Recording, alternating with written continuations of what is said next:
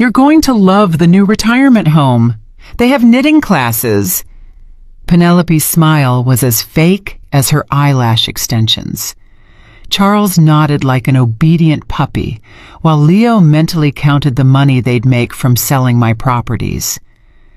I just smiled and said yes, that it sounded like a wonderful idea, but inside, something shattered for good. They had chosen the most elegant restaurant in the city for this charade. The tablecloth was white linen, the crystal glasses reflected the golden evening light, and the aroma of fresh seafood filled the air. Everything was perfect for an emotional execution, all calculated to look like a celebration when it was really my funeral, and I was still alive. "Mom, we know you've been a little confused lately," Charles continued, his voice thick with a concern he didn't feel. He was wearing a gray suit I had bought him for his college graduation. Now he was using it to bury me. Confused. That word stabbed me like a dagger. I had faked a few memory lapses to test their patience, their love. I wanted to see if my children would take care of me when I truly needed them. The answer was right in front of me, wearing the very emerald green dress I had gifted her. "Dr. Miller says it would be for the best," Leo lied, avoiding my gaze. "A controlled environment, professional care, activities designed especially for people your age." People my age. As if turning 72 had made me a different species, something that no longer deserved respect or dignity. As if a lifetime of building a real estate empire from scratch meant nothing. "And the knitting classes are really therapeutic," Penelope added, touching my hands with fingers that burned with falsehood. "You can make tablecloths, scarves, useful things." Useful things. While they were carving up my properties like vultures over a fresh kill, I would be making tablecloths in a room that smelled of disinfectant and despair. "When would the move be?" I asked, keeping my voice as calm as a lake before a storm. "Tomorrow," Charles answered, far too quickly. "We've already made all the arrangements. You just need to sign a few papers and what will happen to my properties?" The silence that followed was so thick I could taste it. They looked at each other like children caught stealing from the cookie jar. Penelope cleared her throat and Leo fiddled with his napkin until it nearly tore. "Don't you worry about that, Mom," Leo finally said. "We'll take care of everything. It's too much responsibility for you right now." Too much responsibility. The same properties I had bought, renovated, and managed for decades were suddenly too much for me. The same investments I had grown from an initial $5,000 to the $1.5 million I had now suddenly required younger minds. That night, I pretended to take the sleeping pills Penelope had given me. I spat them into a napkin when she wasn't looking. I needed to be wide awake for what was coming. At 11 o'clock, I heard their voices in my kitchen. They thought I was sound asleep. A fatal mistake. "The beach house is worth at least $300,000, Charles whispered, shuffling papers on my oak dining table. The table where I had signed my first real estate contract 40 years ago. "And the downtown condo, another $200,000, not to mention the investments in the bank." "We have to act fast," Penelope murmured, pouring champagne into glasses I had given them for their anniversary, "before she realizes what's happening." Leo laughed, that cruel laugh he had developed after marrying her. "Realizes? Are you kidding? She asked me what time it was 3 times yesterday." A lie. I had feigned that confusion to test them, to see how much of my own blood had turned to poison. The answer burned in my gut like acid. "Look at this," Penelope said, waving a paper I recognized as my will. "Once she's in the home, we can argue mental incompetence. The lawyer is already prepped. $400,000 for the main house," Charles calculated, scribbling numbers in a notebook. $300 for the beach house. $200 for the condo, and the investments add up to another $600,000, almost $1.5 million in total. $1.5 million. The fruit of a lifetime of work, sacrifice, and smart decisions. They had calculated it down to the last cent while I was supposedly sedated in my own bed.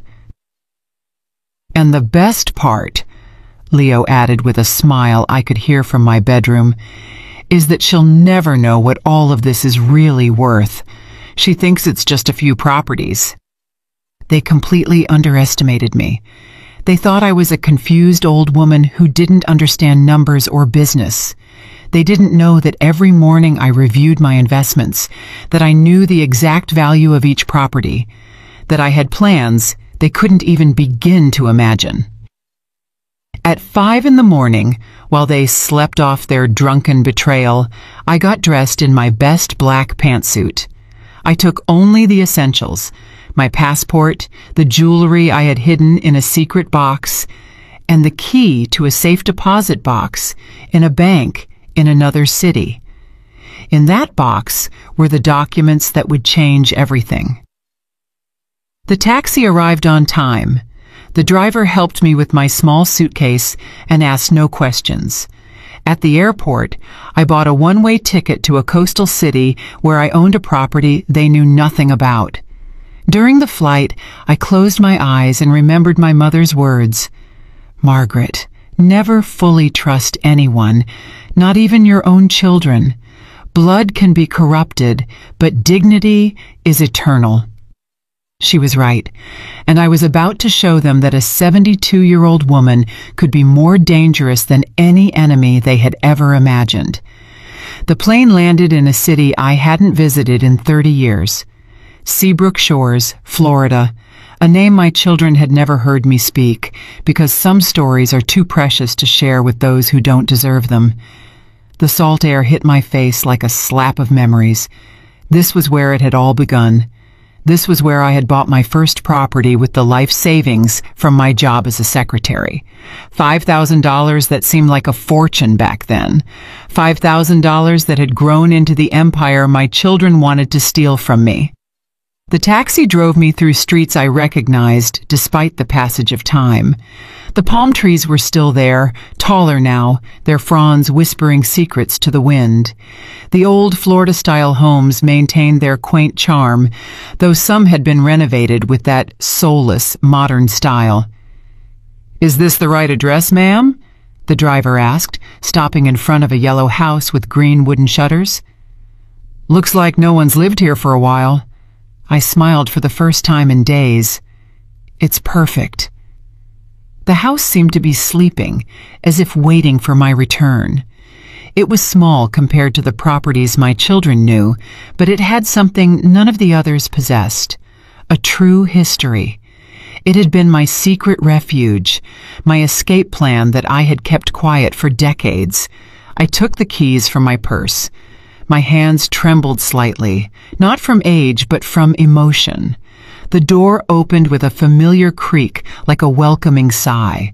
The inside smelled of old wood and sea salt. The furniture was covered with white sheets, creating ghostly figures in the dim light. I walked slowly, removing the covers one by one, revealing treasures I had left there like seeds, waiting for the right moment to sprout. In the kitchen, I found the first surprise. On the table was a note written in a shaky but familiar hand. "Mrs. Whitlock, I've been waiting for you all these years. Eliza." My heart skipped a beat. Eliza had been my housekeeper for 15 years until Charles and Leo decided we no longer needed her. "It's an unnecessary expense, Mom," they had said. "We can help you with the house." Another lie. They just wanted to control every aspect of my life, including who could or couldn't be near me. I heard footsteps on the front porch. My heart pounded so hard I thought it would burst from my chest. The door opened slowly, and there she was. Eliza, 30 years older, her hair completely white, and her face etched with wrinkles that told stories of a life well lived, but with the same warm eyes I remembered. "I knew you'd come," she said simply, as if only days had passed instead of decades. "When I heard what your children were planning, I knew you'd find a way to get here." "How did you know about my children?" Eliza smiled sadly. "Penelope called me a month ago. She wanted information about your properties, about any bank accounts you might have hidden. I told her I didn't know anything." Of course, Penelope had been digging. It wasn't enough to steal what they knew about. They wanted to make sure there were no hidden treasures. The irony was delicious. They had called the one person who truly knew all my secrets, and she had protected me. "But I did know," Eliza continued, approaching me with slow but steady steps. "I knew about this house. I knew about the documents you kept here. I knew about your plans. And I've been taking care of everything, waiting for this day." My eyes filled with tears I couldn't hold back.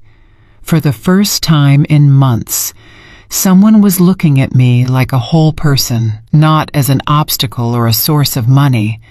"The documents are safe," Eliza whispered, taking my hands in hers. "I checked on them every month. I made sure they didn't deteriorate. Your plan is still intact." My plan. I had started designing it 30 years ago when I realized my children saw my properties as their guaranteed inheritance, not as the result of my hard work. I had created a protective web so complex that not even the best lawyer could easily unravel it. "Where are they?" I asked, my voice barely a whisper. Eliza led me to a back room I didn't remember. It had been converted into a small office with metal filing cabinets and a small safe embedded in the wall. "The combination is still the same," she said, pointing to the safe. "Your husband's birthday." My dear Richard, he had passed away 10 years ago, but his wisdom continued to protect my future. "Never put all your eggs in one basket, Margaret," he used to say, "and never let anyone else control your destiny, not even your children." I opened the safe with hands that no longer trembled. Inside were all the documents I had hidden for decades. Deeds to properties my children didn't know existed, investments in international banks, a completely different will from the one they had photographed. But the most important thing was a thick folder marked with the initials HC, Hope Center. "Do you remember your dream?" Eliza asked, watching me as I reviewed the papers. "You wanted to create a place where older women could live with dignity, where they wouldn't be treated like burdens or nuisances." Of course I remembered. It had been my secret obsession for years. A home for women my age who had been abandoned by their families, betrayed by their children, or simply forgotten by a society that discards anyone who no longer produces money. "Everything is ready," Eliza continued. "The permits, the blueprints, the funds set aside specifically for this project. It just needed you to come back to activate it." Tears streamed down my cheeks uncontrollably. For months, I had felt my life was falling apart, that I had lost all purpose. But here was the proof that I had always had a bigger plan, a mission that transcended my children's pettiness. "Is there anything else?" Eliza said, pulling a cell phone from her purse. "Mr. Cromwell has been waiting for your call." Mr. Cromwell, my trusted lawyer, the only professional who knew the full extent of my plans. I had hired him in secret 5 years ago, paying him with funds from accounts my children would never discover. "Is he still reliable?" I asked, though I already knew the answer. "More than ever. His own son tried to have him committed last year. He understands exactly what's happening." I took the phone with renewed determination. It was time to begin the next phase of my plan, the phase that would turn my apparent defeat into the sweetest victory of my life. I dialed the number I had memorized years ago. Mr. Cromwell answered on the second ring. "Margaret." His voice sounded relieved and excited. "I knew you'd call today. Are you ready to begin?" More than ready, Mr. Cromwell. It's time to remind my children who I really am. Everything is set for tomorrow, Mr. Cromwell said over the phone, his voice filled with a satisfaction I could feel through the line. Your children have called a family meeting for 10 in the morning at your house. They think they're going to sign the papers to transfer your assets. I smiled as I watched the ocean from the window of my secret refuge. The waves crashed against the rocks with a fury I understood perfectly. Who will be there? Charles, Leo, Penelope, and they've also invited Tobias, your older brother. Apparently they want family witnesses to make everything look legal and transparent. Mr. Cromwell chuckled ironically. The lawyer they hired will also be there, a Mr. Evans, who has a reputation for being, let's say, ethically flexible. Tobias, my older brother, who had always envied my success in business. Ever since I inherited the family home 15 years ago, he had tried multiple times to convince me to sell it and split the money. Of course he would be there, like a vulture smelling a carcass. And our plan? Perfect. I'll arrive at 10:30 when they're all gathered and feeling confident. I have all the original documents, the recordings we made last year, and the special surprise we prepared. The special surprise. A video I had recorded 2 years ago when I sensed this day might come.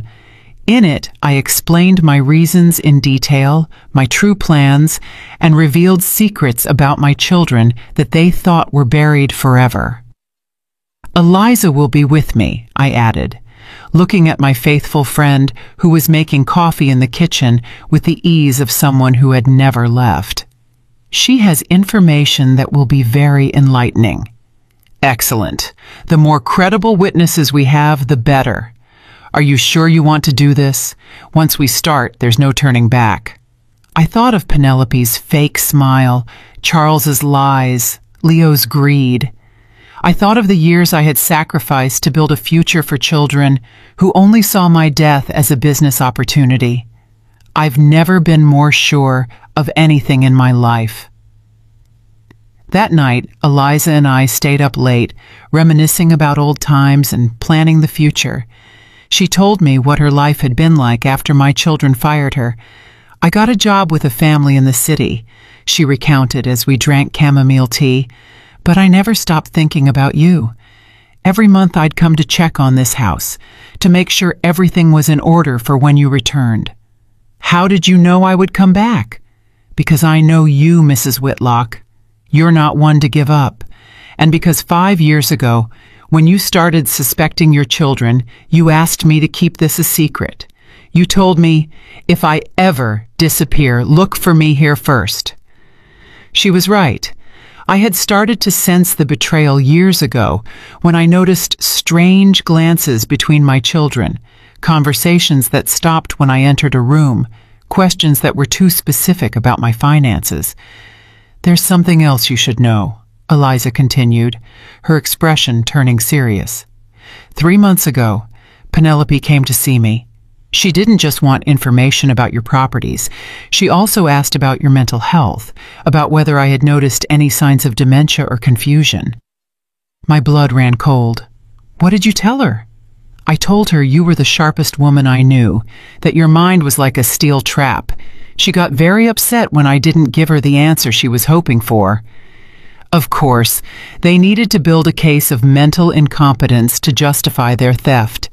They had planned every detail of my destruction, from the sleeping pills to the repeated questions about the time. But there's more. Eliza stood up and brought a small box from the closet. I found this in the trash at your house the day they fired me. She opened the box and my heart stopped. Inside were all the letters my husband Richard had written to me while we were dating. Love letters I had treasured for 50 years, letters that had mysteriously disappeared from my room last month. They threw them away, Eliza whispered, as if they were garbage. Love letters from your husband, treated like trash. I took them with trembling hands. The yellowed papers still held the faint scent of the cologne Richard used to wear. Every letter was a memory, every word a promise fulfilled, and my children had discarded them as if they had no value. Why would they do this? Because anything that represents true love bothers them, Eliza answered, with a wisdom that comes from years of observing human nature. Your love for your husband, your generosity toward them, your work building a future, all of it reminds them of what they are incapable of feeling. That night, I couldn't sleep. I reread every one of Richard's letters, remembering the man who had loved me for who I was, not for what I owned. He had built the first business with me, celebrated every success, and comforted me in every failure. Margaret, he had written in one of his last letters, you are stronger than you think.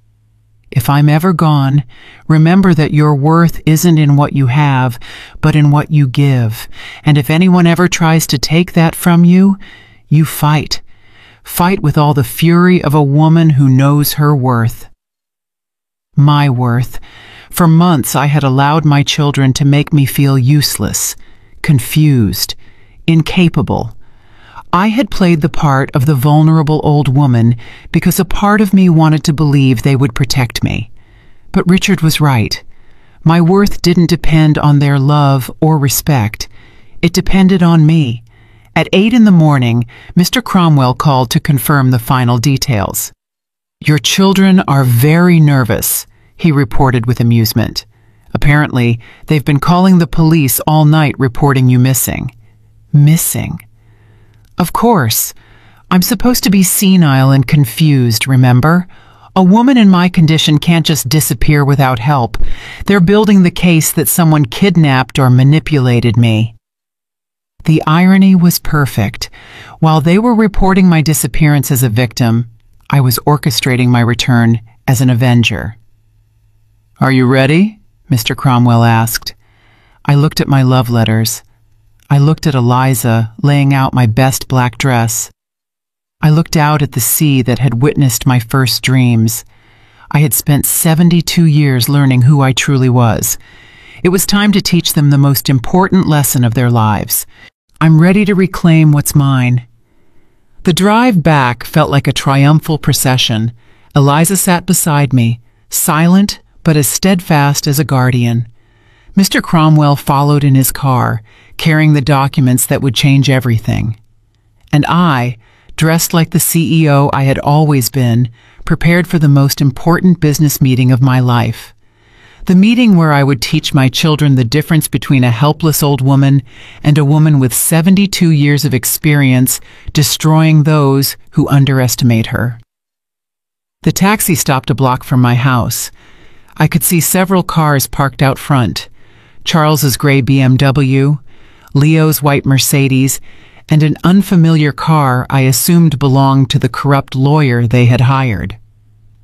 Tobias's red truck was also there, confirming that my brother had come to join the feast. Are you sure you want to do this? Eliza asked for the third time, though her eyes shone with a determination that said otherwise. More sure than ever. Mr. Cromwell had arrived 10 minutes before us and was waiting in his car, reviewing the documents one last time. I walked up to his window, and he rolled it down with a smile that promised justice. Everything's ready, he said, showing me a digital recorder. I have the confessions we recorded last year when you suspected this might happen. I also have the certified copies of all the real documents, not the forgeries they think exist.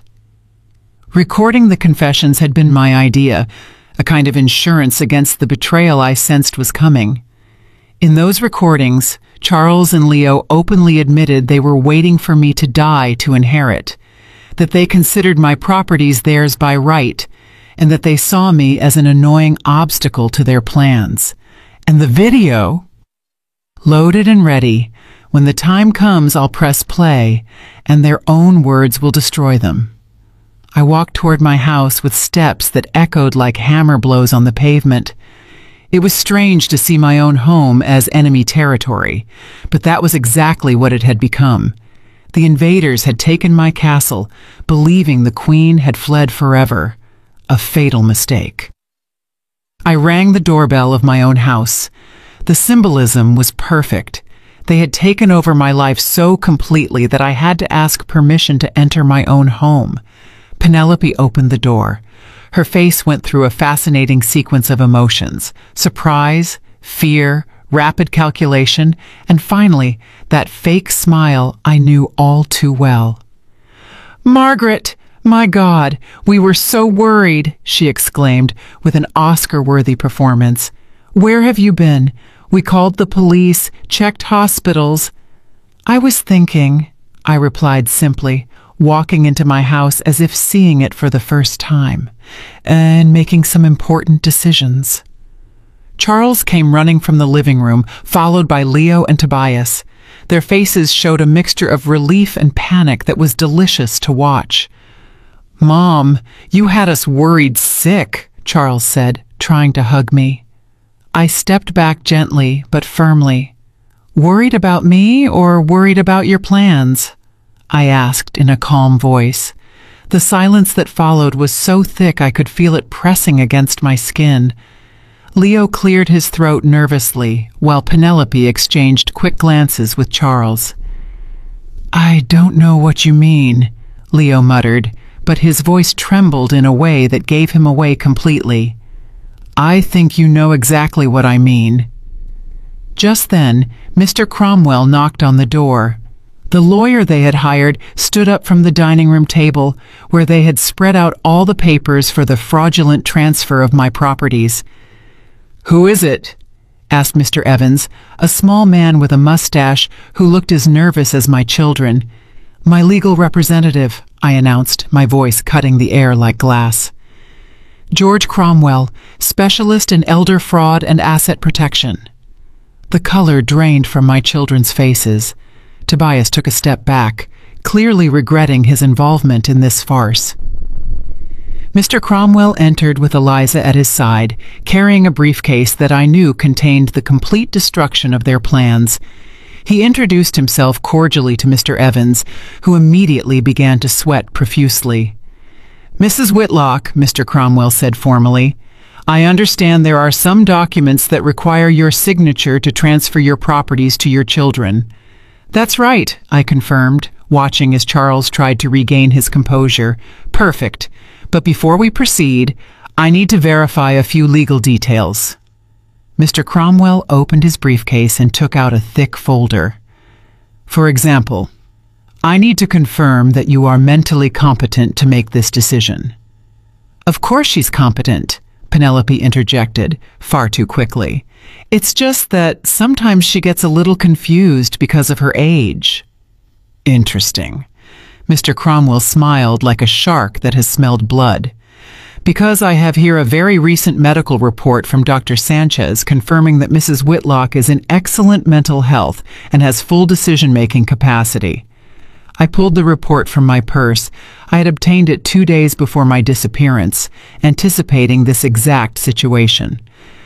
"I also have here," Mr. Cromwell continued, "some very interesting recordings that were made in this very house exactly 1 year ago." The color completely vanished from my children's faces. Charles gripped the back of a chair as if he were about to faint. "I don't know what you're talking about," Leo lied, but his voice was barely a whisper. Mr. Cromwell pressed play on his recorder. Charles's voice filled the room with crystal clarity. "Let's just hope she dies soon. I'm tired of pretending I care. As soon as she's in the ground, we sell everything and split the money." Leo's voice followed.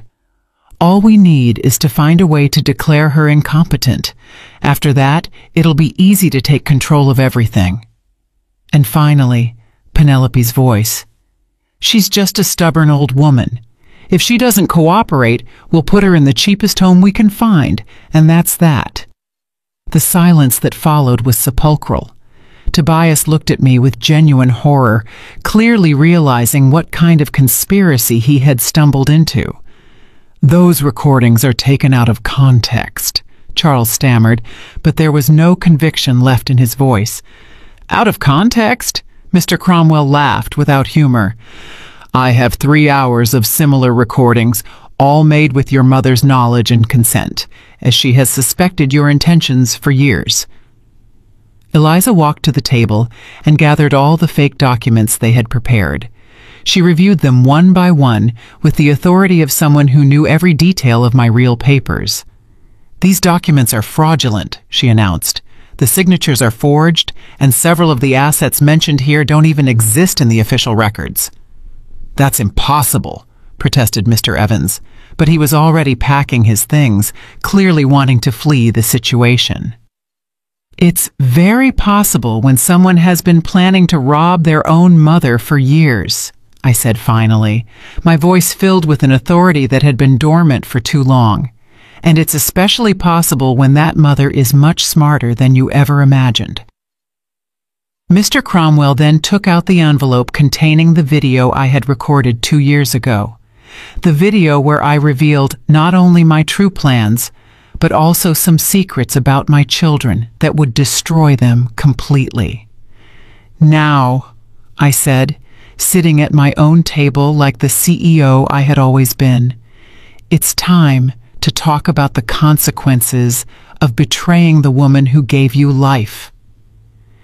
Their faces were perfect portraits of absolute terror, and I was just getting started.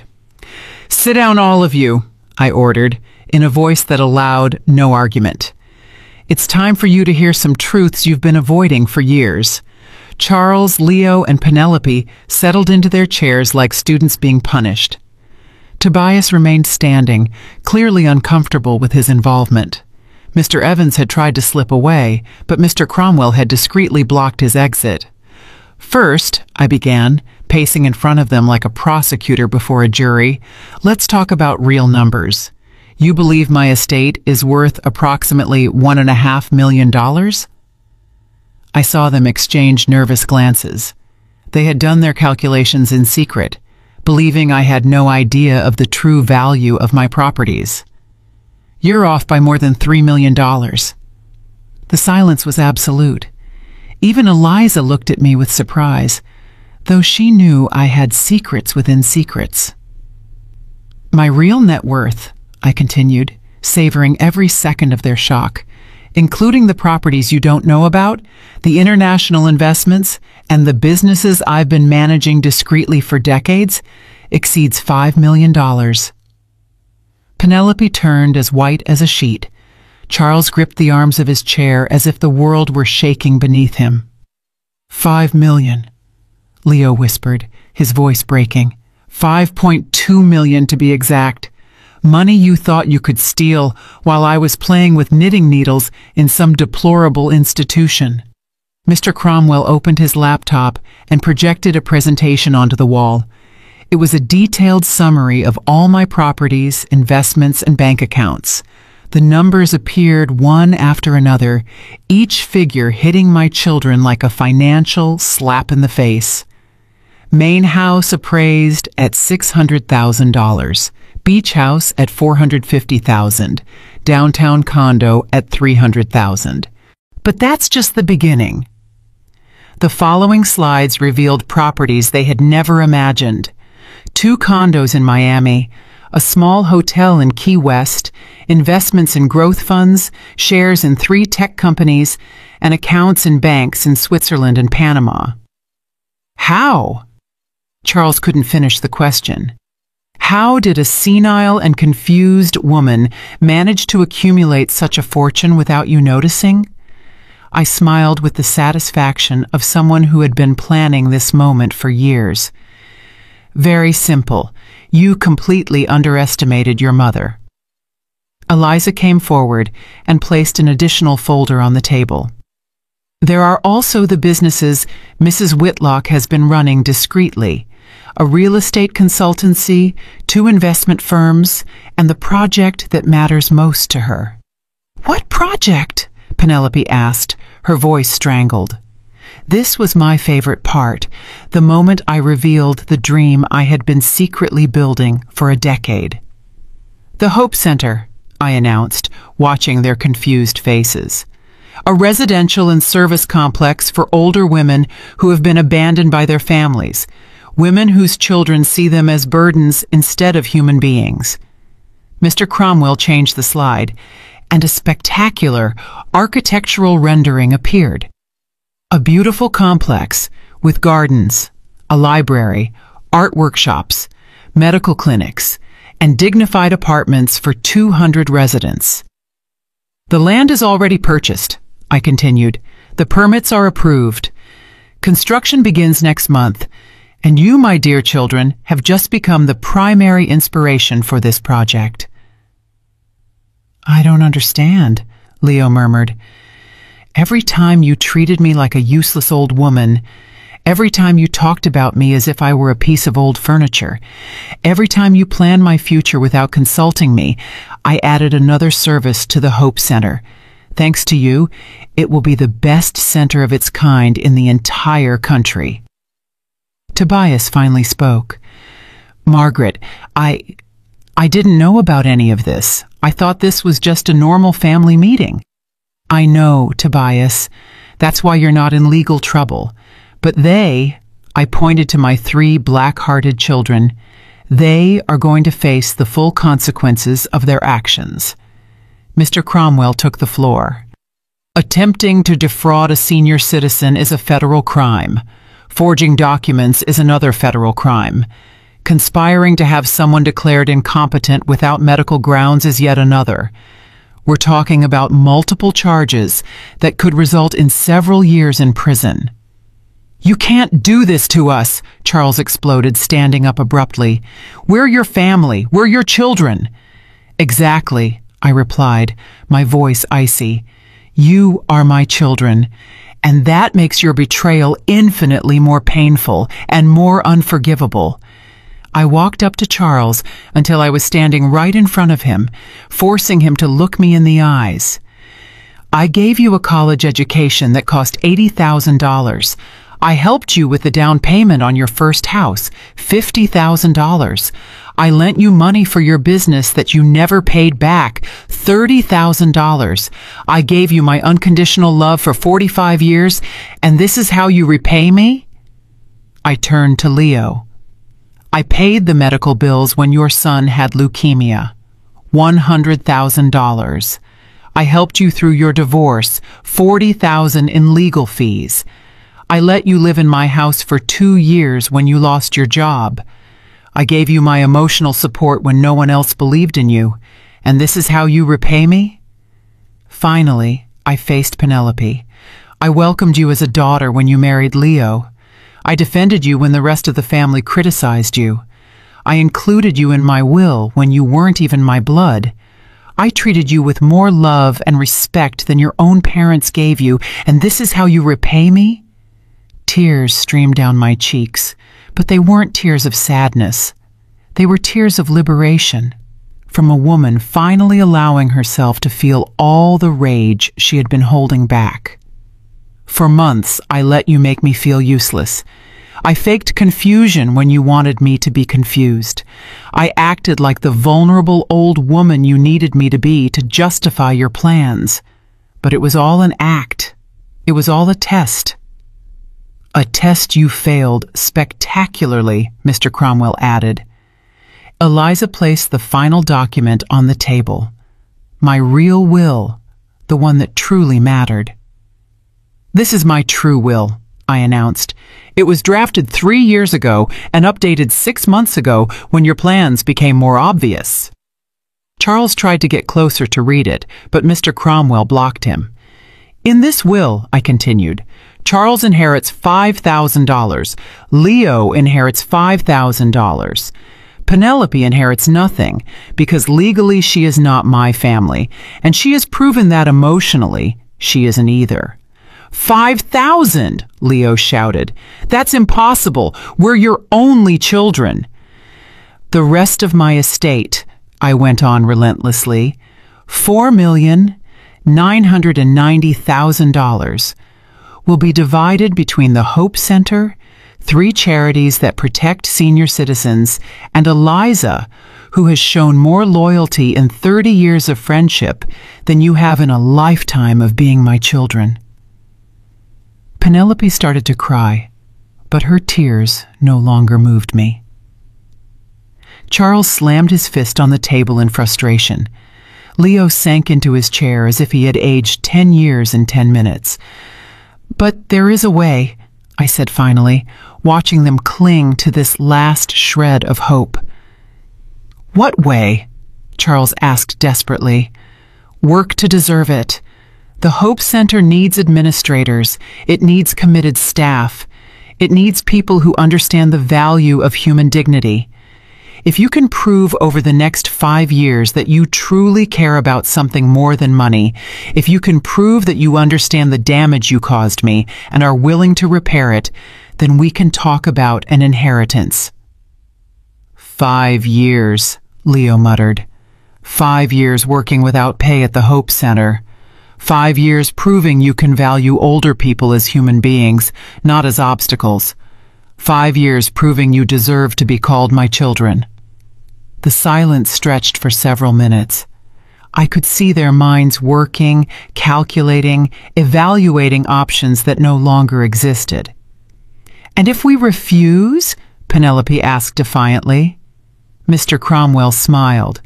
"Then you face the criminal charges for fraud and attempted defraudation, and you lose any possibility of an inheritance forever." It was a perfect ultimatum. Justice with the possibility of redemption. Punishment with the opportunity for growth.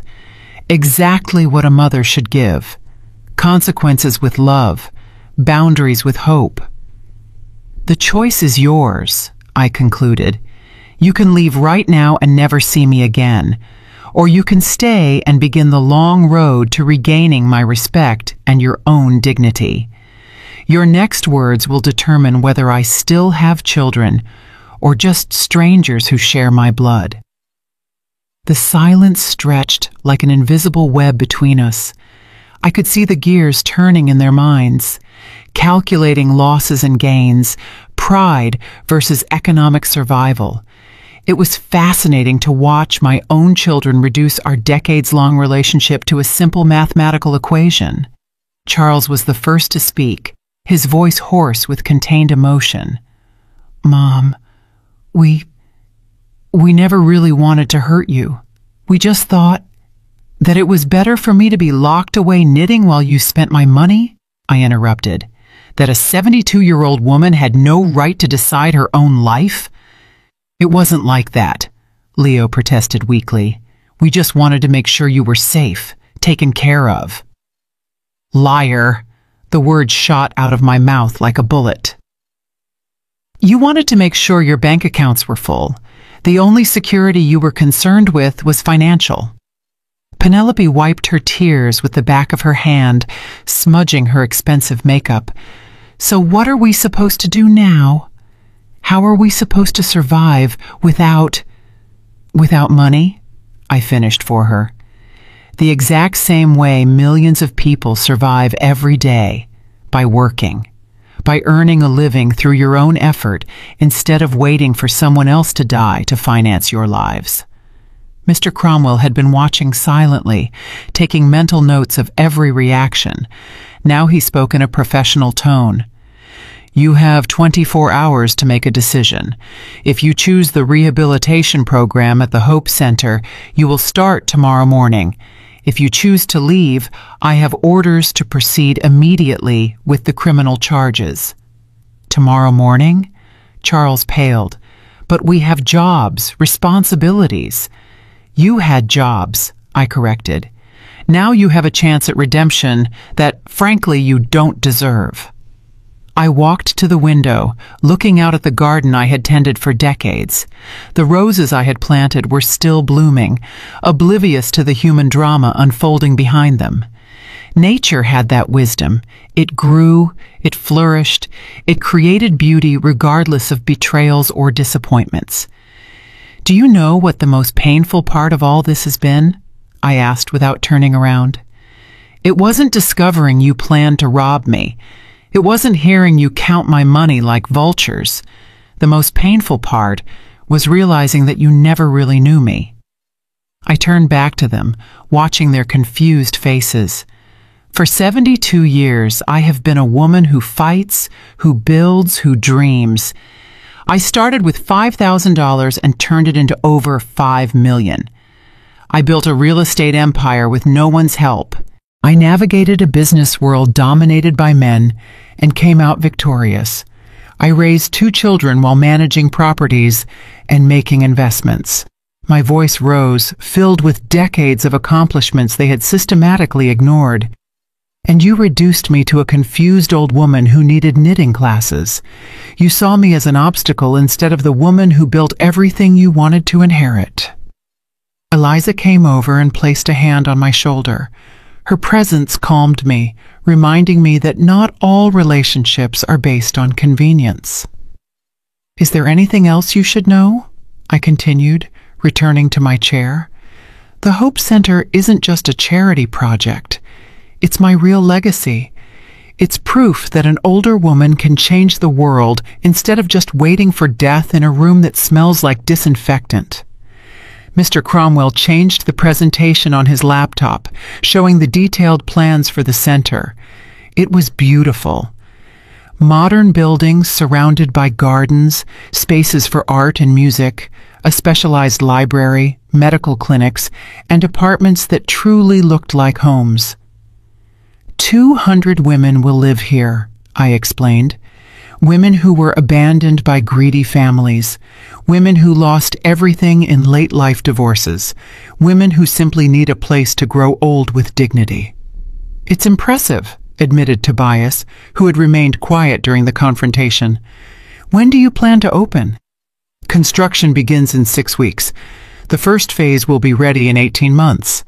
And if my children decide to participate in their redemption, they will help build it. What kind of work would we have to do? Leo asked cautiously. All kinds of work, Eliza answered before I could. Cleaning, gardening, administration, resident care, real work, honest work.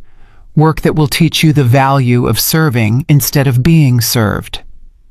But we don't know how to do that kind of work, Penelope protested. You'll learn, I said simply. The same way I learned to do business when I was your age. The same way I learned to invest in the stock market when I was 50. The same way I learned to use computers when I was 60. The difference is, I did it for ambition and growth. You will do it for survival and redemption.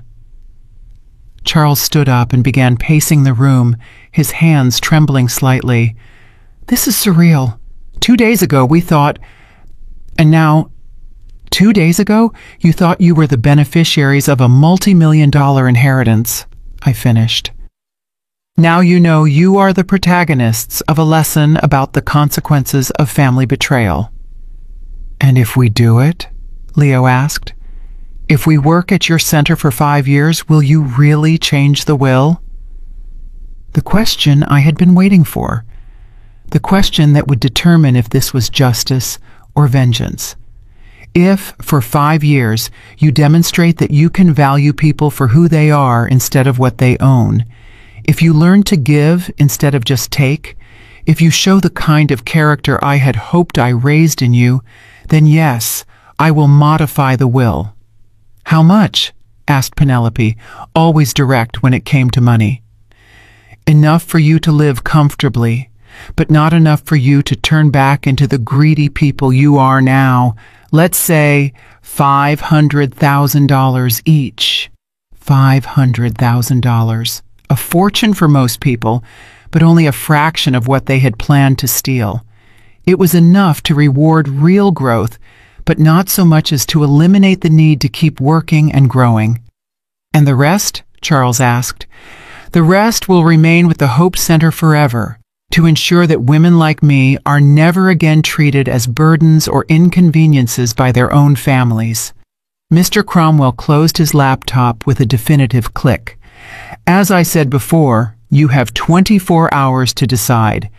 Tomorrow at 10 in the morning, you either arrive at the Hope Center construction site ready to work, or I file the criminal charges with the district attorney's office."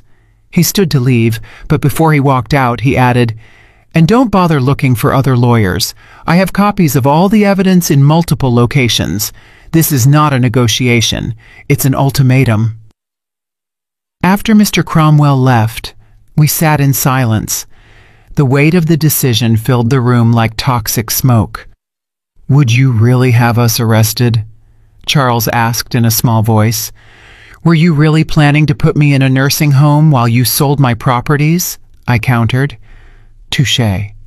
Eliza came to my side. "Mrs. Whitlock, are you sure you want to give them this chance after everything they did?" "I'm sure," I answered, though my heart was still bleeding. "Because at the end of the day, they are still my children, and a mother never stops hoping her children will become the people she always believed they could be." It was my final gamble, my last hope that blood could be stronger than greed. Tomorrow, I would know if I had raised children or strangers.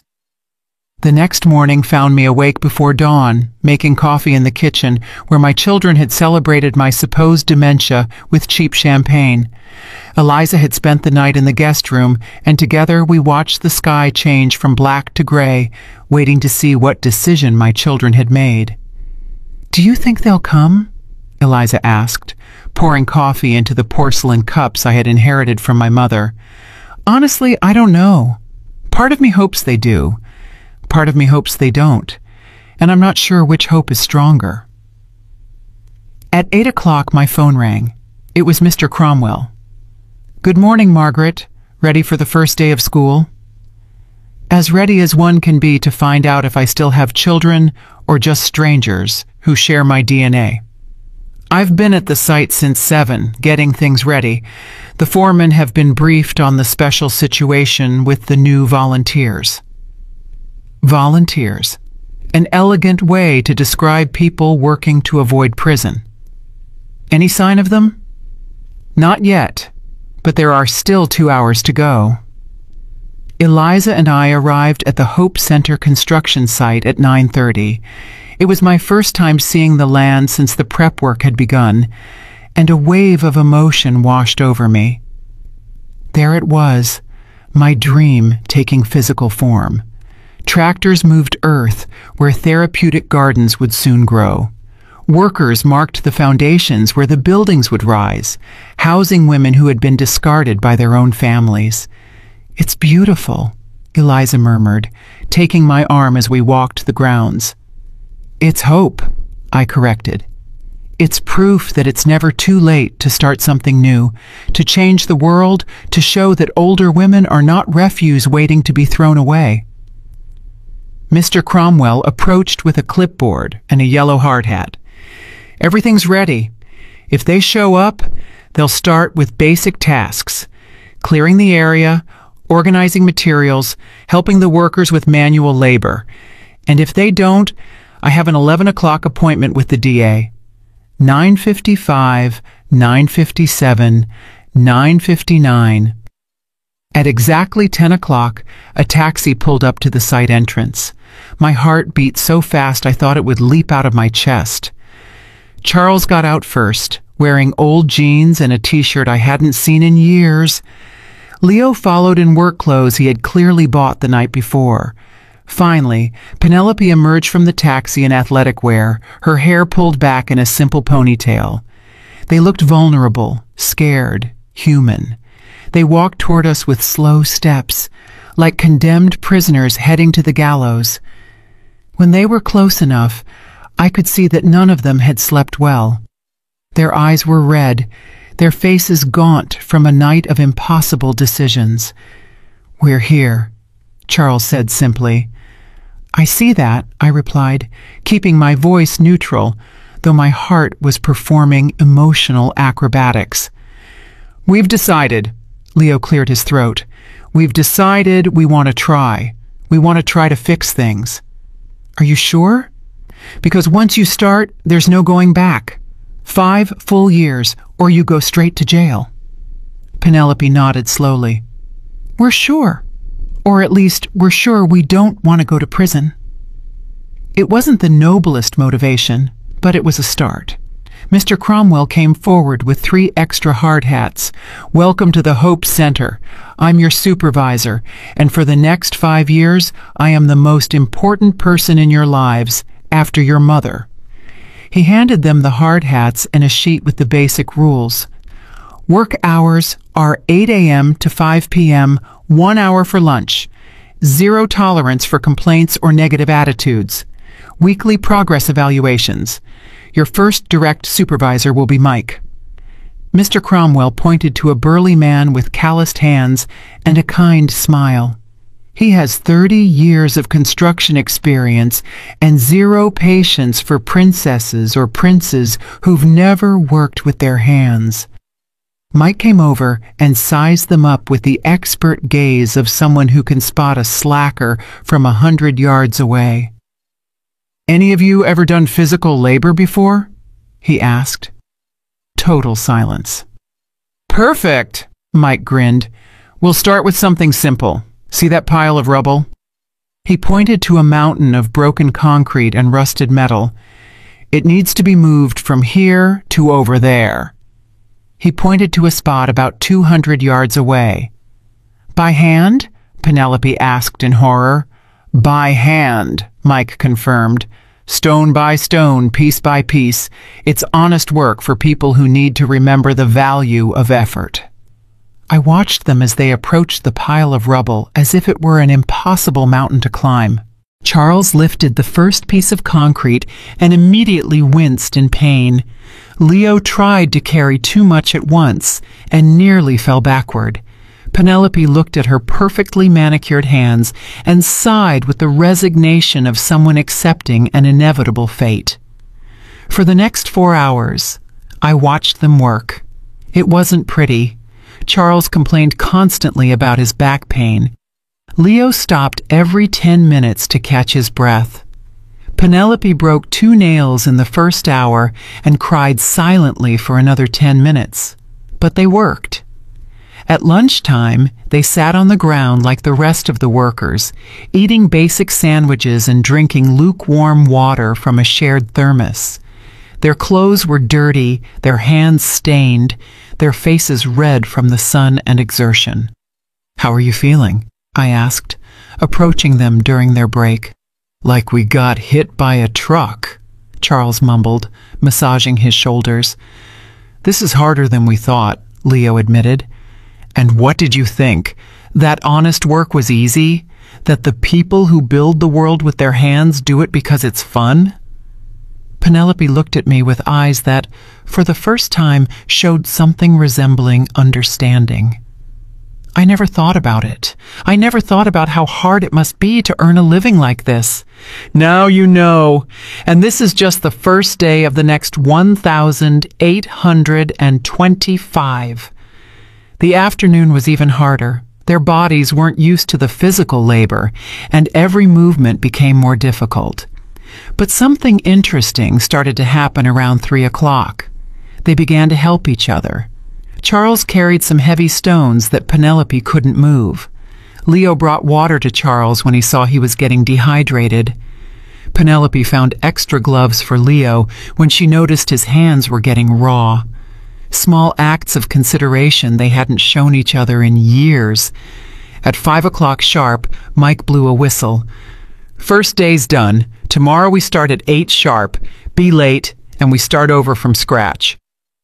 My children walked toward the taxi they had called, moving like arthritic old people. Before getting in, Charles turned to me. "Mom, thank you for giving us this chance. I know we don't deserve it." "You don't deserve it yet," I corrected, "but maybe in 1,824 more days you will." That night, Eliza and I had dinner in silence, processing the day's emotions. It had been strange to see my children reduced to exhausted manual laborers, but it had also been hopeful. "Do you think they'll make it?" Eliza asked as we washed the dishes. "I don't know, but for the first time in months, I'm curious to see what kind of people they'll become if they actually complete these 5 years. I looked out the window at the stars beginning to appear in the dark sky. The hardest part of this whole process had begun, waiting to see if justice could turn into redemption, if punishment could transform into growth. 5 years to find out if I still had children, or if I had finally found the strength to create something more valuable, a family built on mutual respect instead of convenience. Time would tell. 4.5 years had passed since that first day of rubble and tears. The Hope Center was no longer just a dream on architectural blueprints. It was a vibrant reality, with 200 women living full and dignified lives within its walls. I walked through the gardens my children had helped plant, watching residents participate in painting classes, book clubs, and adapted yoga sessions. The scent of roses and jasmine filled the air, mingling with the sound of laughter coming from the creative workshop area. "Mrs. Whitlock," greeted Alice, an 80-year-old woman who had come to the center after her family declared her too expensive to maintain. Now she ran our oral history program, helping other residents document their lives for future generations. "Good morning, Alice. How is the memoir project going?" "Incredible. We have 50 complete stories already. Women who were nurses during wars, teachers who educated entire generations, mothers who raised 10 children while working in factories, stories that were about to be lost forever." This was exactly what I had envisioned. A place where older women were not seen as burdens, but as living libraries of wisdom and experience. "Have you seen Charles this morning?" I asked. "He's in the kitchen, helping with the special breakfast for Carmen. She's turning 90 today." Charles in the kitchen. If someone had told me 5 years ago that my son would be preparing breakfast to celebrate the birthdays of elderly women, I would have laughed until I cried. Now it was just part of who he had become. I found him decorating a cake with the concentration of an artist. His hands, now calloused from years of manual labor, handled the piping bag with surprising delicacy. 90 pink roses or 90 blue roses?" he asked without looking up, clearly knowing it was me who had entered. "Definitely pink. Carmen says blue reminds her too much of hospitals." "Pink it is, then." He continued decorating, adding small frosting flowers with a patience he had never shown in his previous life. "You know, Carmen told me yesterday she was one of the first female accountants in her city. She managed the finances for 3 large companies back when women could barely open a bank account without their husband's permission. And what do you think of that?" Charles finally looked at me, his eyes showing a depth that hadn't been there 5 years ago. "I think I was an idiot for believing that age determined a person's value. Carmen knows more about finance than I ever did after 40 years in business." It was an acknowledgement not just of his mistake with me, but of his fundamental misunderstanding of what it means to grow old. "Where are Leo and Penelope?" "Leo is in physical therapy with Mercedes, helping her with her rehabilitation exercises. Penelope is in the beauty salon." The beauty salon had been Penelope's idea during her 2nd year. She had noticed how many residents became depressed after losing access to basic grooming, so she had proposed creating a space where they could maintain their personal dignity. Now she managed a small salon where the women got their hair done, received adapted manicures, and felt beautiful regardless of age. I walked to the salon and found Penelope gently massaging the arthritic hands of a woman I recognized as Miriam, a former professor who had come to the center after her daughter abandoned her in a public hospital. "Does that hurt?" Penelope asked with genuine concern. "Not at all, dear. Your hands are magic. My fingers haven't felt this good in years." Penelope had changed physically over the years. She no longer wore excessive makeup or designer clothes. Her beauty was more natural now, more authentic. But the most noticeable change was in her eyes. Where there was once greed, there was now compassion. "Mrs. Whitlock," she greeted me when she saw me, "are you here to see the new hand treatment I developed for arthritis?" "I came to see you," I answered honestly. She blushed slightly. Over the years, she had learned to value recognition for her work, not for her ability to manipulate situations. "Can I talk to you for a moment?" She finished Miriam's treatment and we went out to the garden. We sat on a bench overlooking the entire complex. It was my favorite place to reflect, where I could see the fruit of decades of dreams turned into reality. "How do you feel?" I asked. "Tired," she admitted. "But it's a different kind of tired. Before, I was tired of pretending to be someone I wasn't. Now I'm tired from working hard, but I sleep better than ever." "Do you regret anything?" Penelope was silent for several minutes, watching a group of residents practicing Tai Chi on the lawn. "I regret being so blind," she finally answered. "I regret seeing only the money instead of the extraordinary woman who had earned it. I regret trying to steal instead of trying to learn." They were words I had waited years to hear, but now that I heard them, I realized I no longer needed them. Her transformation had made them unnecessary. And what have you learned? That respect isn't inherited, it's earned. That age brings wisdom, not incompetence. That caring for others is more satisfying than being cared for by others. She paused. And that you weren't just my rich mother-in-law. You were an example of what a woman can achieve if she doesn't accept limitations. Those last words hit me like a ray of sunshine after years of storm. Leo came running from the rehabilitation area, clearly excited. "Mom, Mercedes walked 10 steps without help, 10 whole steps." My youngest son, who once couldn't show genuine emotion for anything that wasn't money, was beaming over the physical progress of an 85-year-old woman who wasn't even his relative. "She says she wants to walk to her rose garden next week," Leo continued, breathless from running and excitement. Can you imagine? 6 months ago, she could barely sit up without help. And what are you going to do to help her achieve that? I already spoke with the physical therapist. We're going to create a special strengthening program. I'll be with her for every session. He stopped, realizing what he had said. If that's okay with you, of course. It was the first time in years he had asked my permission for something that clearly mattered to him for the right reasons. That sounds perfect, Leo. That afternoon, Mr. Cromwell came to visit for our monthly review meeting. We sat in my office at the center, surrounded by photographs of residents, certificates of recognition, and letters from grateful families. How do you evaluate them? He asked, reviewing his notes from the past few months. They've changed in ways I didn't think possible, I admitted. Not just in their work here, but in who they are as people. Do you think it's genuine, or are they acting to impress you? It was the question I had asked myself for months. At first they were definitely acting, but there's something about the work here, about caring for others, that reveals a person's true character. You can't fake compassion for 4.5 years. So I think my children have found versions of themselves they didn't know existed, versions that I like much more than the people they were before. Mr. Cromwell smiled. And the will? The will can wait another 6 months. I want to see how they handle the final decision. What final decision?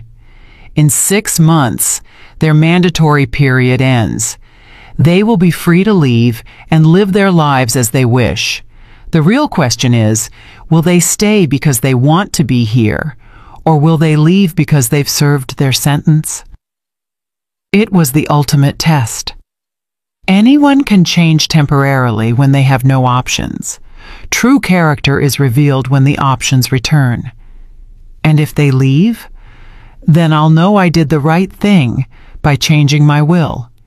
And if they stay, then I'll know I've finally gotten my children back.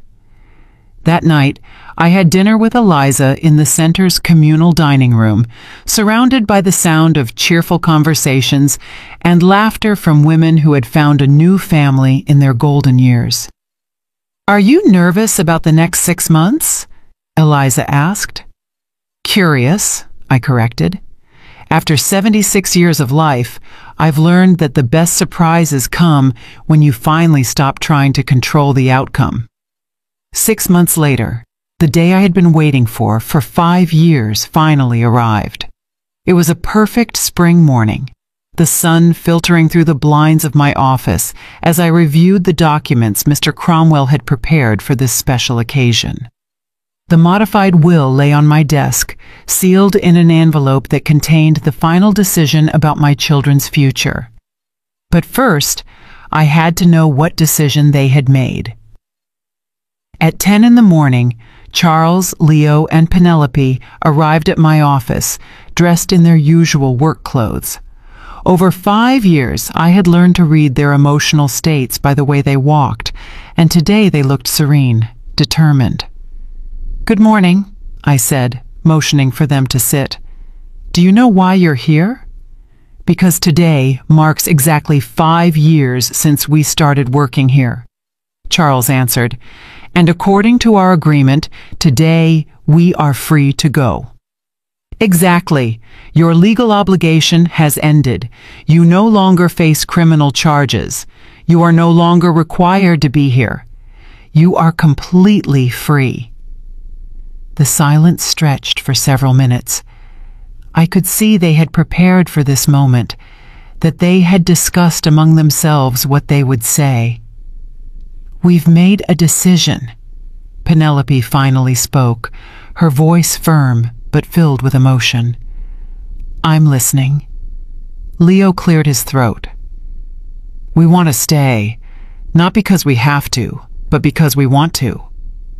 My heart stopped for a moment, but I kept my expression neutral. "Why?" "Because this place has become our home," Charles answered. "Because these women have become our extended family. Because the work we do here is the most important work we've ever done in our lives." "And because," Penelope added, tears beginning to form in her eyes, "we finally understand what you tried to teach us from the beginning, that life isn't about what you can take, but what you can give." I stood up and walked to the window overlooking the gardens. I could see Mercedes walking slowly but purposefully toward her favorite roses, exactly as Leo had promised she would. I could see Carmen teaching basic math to a group of younger women who had recently arrived at the center. "And what about your lives outside of here? Your careers? Your personal plans?" "Our careers are here now," Leo said. "I've been studying geriatric physical therapy at night. I want to be officially certified to better help the residents." "I enrolled in courses on the psychology of aging," Penelope added. "I want to better understand how to help the women who arrive here depressed and scared." "And I," Charles said, "have been working with Mr. Cromwell to learn about nonprofit management.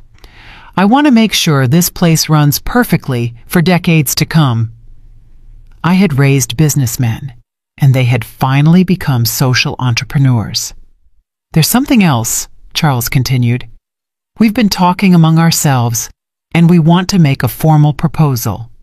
"What kind of proposal?" "We want to officially renounce any inheritance," Penelope said. "We want all of your money to stay here at the Hope Center forever." I turned to them, genuinely surprised for the first time in years. "Are you sure about what you're saying?" "Completely sure," Leo answered. "For 5 years, we've seen what well-used money can accomplish. We've seen how this place changes lives, how it gives dignity to women who had lost all hope. We don't want to be heirs to your fortune. We want to be guardians of your legacy." The tears I had been holding back for 5 years finally broke free. They weren't tears of sadness, but of a pride so deep it ached in my chest. "Do you know what this means?" I asked. "It means we'll work here for the rest of our lives for modest salaries," Charles said.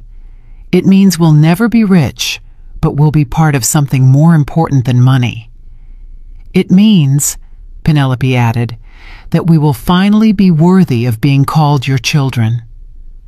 I walked to my desk and picked up the envelope containing the modified will. With deliberate movements, I tore it into pieces in front of them. "What are you doing?" Leo asked, confused. "That will give you $500,000 each if you completed the 5 years. But you have just proven that you no longer need my money to be the people I always hoped you would be." I took another document from my drawer, the will I had drafted the week before, after months of observing their genuine transformation. "This is my real will," I announced. In it, Charles is named Executive Director of the Hope Center, with a respectable but not extravagant salary. Leo is named Director of Rehabilitation Programs. Penelope is named Director of Emotional Wellness and Creative Programs. Their eyes widened in surprise. "The rest of my estate," I continued, $4.8 million, is designated to create a network of similar centers across the country. The three of you will lead that expansion, ensuring that no older woman in this country has to suffer what I was about to suffer." "A network," Charles whispered. 10 centers in the next 15 years, each one run by people who understand that caring for our elders isn't charity, it's justice. The three of them stood up at the same time and hugged me with an intensity I hadn't felt since they were children. But it was different now. Now it was the embrace of adults who had earned the right to love and be loved. "Why?" Penelope asked through her tears. "After everything we did to you, why are you giving us this opportunity?" "Because you are no longer the people who betrayed me," I answered simply. "You are the people I always believed you could become. You just needed time to find yourselves." That afternoon, we held a meeting with all the center's residents to announce the changes. The conference room filled with curious and excited women, many of whom had developed genuine relationships with my children over the years. "I have the honor of announcing," I said from the impromptu podium, "that the Hope Center will not only continue to operate indefinitely, but will expand to help thousands more women." The applause was deafening. "And I have the even greater honor of announcing that my children, Charles, Leo, and Penelope, have chosen to dedicate their lives to this mission." Mercedes stood up slowly, leaning on her cane. "Mrs. Whitlock, may I say something?" "Of course, Mercedes." "Your children came here as a punishment, but they are leaving as a blessing. They cared for us when we were sick. They comforted us when we were sad. They celebrated with us when we were happy. I don't know what kind of mother one has to be to raise children who can change so much, but you are an example to us all." That night, I had dinner with my children and Eliza in the communal dining room. It was the first time in 5 years that we were together as a real family, not as supervisor and employees, not as victim and perpetrators, but as people who loved and respected each other. "What are you going to do now?" Eliza asked. "Now," Charles answered, "we're going to change the way this country treats its senior citizens. We're going to make sure," Leo added, "that no woman has to choose between dignity and security in her old age. And we're going to prove," Penelope concluded, "that a family can be rebuilt on a foundation of respect instead of convenience."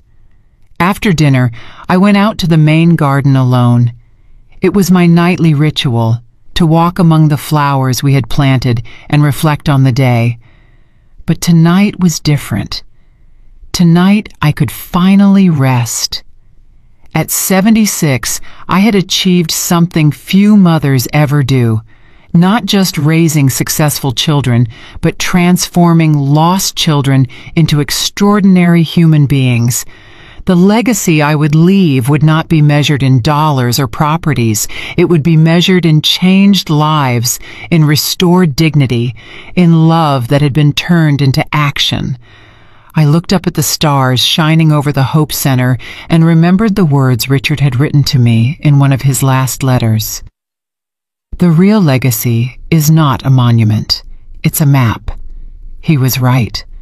I had created a map for other families to find their way back to love, a map that my children would now carry to thousands more women.